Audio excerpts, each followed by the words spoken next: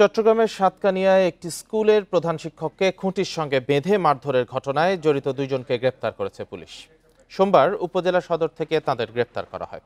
গ্রেপ্তারকৃতরা হলেন কেউচিয়া এলাকার আব্দুল হান্নান ও আবু বক্কর। তারা দুই ভাই।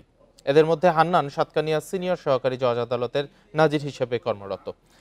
পুলিশ জানায়, জমি সংক্রান্ত বিরোধের জেরে শুক্রবার কেউচিয়া ইউনিয়নের দস্তিদার বাজারে শিক্ষক আব্দুর রহমানকে খুঁটির সঙ্গে বেঁধে মারধর করা হয়।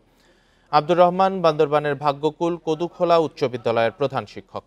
মারধরের ঘটনায় শিক্ষকের স্ত্রী রোকসানা আক্তার বাদী হয়ে থানায় মামলা করেন। ইতোমধ্যে দুই আসামিকে গ্রেপ্তার করেছে পুলিশ। বাকিদেরও গ্রেপ্তারের চেষ্টা চলছে। প্রধান শিক্ষককে মারধরের ভিডিও সামাজিক মাধ্যমে ব্যাপক সমালোচনার জন্ম দেয়।